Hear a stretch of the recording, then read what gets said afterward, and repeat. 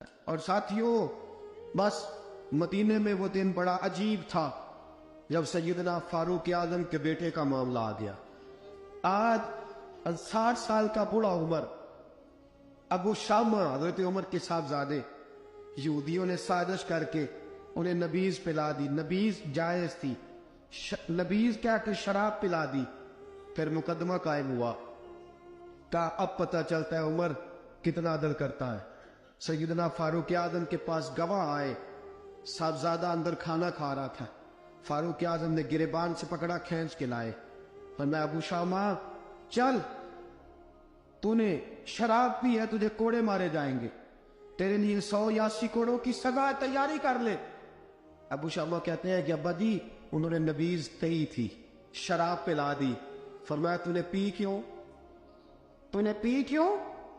بڑے بزم میں بار شیر مسجد نبوی کا فاروق اعظم، اولاد تو بزدل کر دیتی ہے نا بندے کو، اولاد تو کمزور کر دیتی ہے۔ آج مدینے نے عجیب ماجرا دیکھا، حضرت فاروق اعظم کی زوجہ روتی ہوئی آئی، کہنے لگی حضرت جی میرا لخت جگر ہے، ایک ایک کوڑے کے بدلے پیدل حج کروں گی، ایک ایک کوڑے کے بدلے صدقہ اور خیرات کروں گی، میرا بیٹا غلطی کر بیٹھا ہے، یہ کام نہ کرے۔ آپ نے فرمایا تو مجھے کہتی ہے میں یہ کام نہ کروں؟ تیرے حج اور تیرے کوڑے کیا کرتے، تیرے حج اور صدقے کیا کرتے ہیں؟ کوڑے لگانا میرے مصطفیٰ کی شریعت کا قانون ہے۔ تو بیٹے کی بات کرتی ہے، عمر کا اپنا معاملہ بھی ہوتا تو عمر یہی سلوک کرتا۔ لوگوں نے کہا حضرت جی آپ تھوڑی دیر، ابھی ان کی والدہ پریشان ہے، گھر میں پریشانی ہے، ذرا ٹھہر جائے، کل پرسوں ترسوں سزا دے لیجیے گا۔ فرمایا تمہیں یاد نہیں جب مدینے کی ایک بی پی نے چوری کر لی تھی اور میرے مصطفیٰ کی بارگاہ میں کہا گیا تھا حضور ذرا ٹھہر جائے، سزا نہ دے، تو حضور نے فرمایا تھا اگر فاطمہ بھی چوری کرتی تو ہاتھ کاٹ دیتا۔ تمہیں یاد نہیں نظر مصطفیٰ کے ٹکڑے کھانے والا ہوں، میں کیوں دیر کروں؟ اس نے گناہ کرنے میں دیر کی ہے جو سزا میں دیر کروں، برساؤ کوڑے۔ حضرت افلا نامی غلام کا حضرت جی آپ کا لخت جگر ہے۔ فرمایا لخت جگر نہ دیکھ، مصطفیٰ کا قانون دیکھ، میرا بیٹا نہ دیکھ، مصطفیٰ کے قانون کا قیام ضروری ہے۔ اگر علی بیٹے کی قربانی دے سکتا ہے، اگر لوگ فاطمہ کے بیٹے کی قربانی یاد رکھیں گے تو تاریخ کبھی بھی عمر کے بیٹے کی قربانی نہیں بھولے گی۔ فرمایا غلطی سے ہو گیا یا جیسے بھی، اسے خیال کرنا چاہیے تھا، کوڑے لگاؤ۔ 80 کوڑے لگے تو بیٹے کی روح پرواز کر گئی۔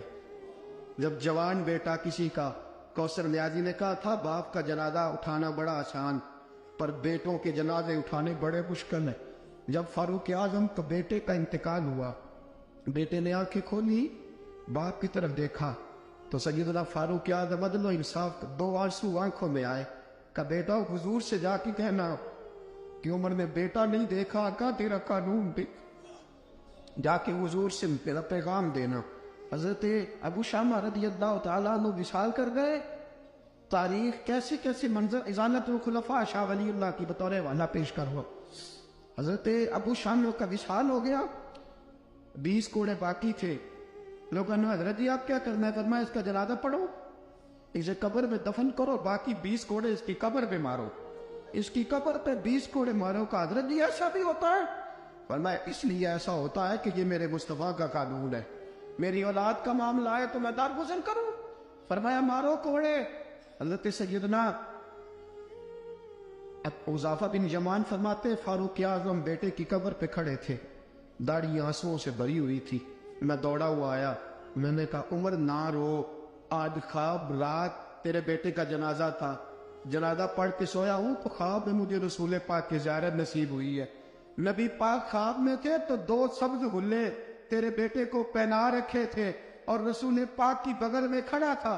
حضور نے فرمایا عمر کو جا کے کہنا کہ تو نے بیٹا پاک کر کے بھیجا تھا، اللہ نے جنت کے سارے دروازے کھول دیے ہیں۔ اللہ نے عمر کو میرا سلام کہنا اور اسے کہنا عمر تیرا حدود اللہ قائم کرنا خدا کو بھی پسند ہے، مصطفیٰ کو بھی پسند۔ ساتھیو عمر انتقال کر گئے، 26 ذی الحجہ کو زخم لگا، یکم محرم کا دن، آج کا دن حضرت فاروق اعظم کو یاد رکھنا، لوگوں کو بتانا، دن بار عمر کی باتیں کرنا، خراج تحسین پیش کرنا۔ حضرت فاروق اعظم کو زخم لگا، آپ نے فرمایا اپنے بیٹے سے بیٹا جا حضرت عائشہ کے پاس گنبد خضرا میں 3 لوگوں کے دفن ہونے کی جگہ ہے. ایک میں ابو بکر دفن ہو چکے, ایک میں رسول پاک کا مزار قدسی بن چکا, ایک جگہ خالی ہے. جا کے عائشہ سے پوچھنا, مجھے پتا ہے وہ 18 سال کی عمر میں رسول پاک پردہ کر گئے تھے. 18 سال سیدہ کی عمر تھی. عائشہ نے جگہ اپنے لیے رکھی ہوئی ہے. جا کے باہر کھڑے ہو کے کہنا, اماں جی. عمر کہتا ہے میرا دل کرتا ہے,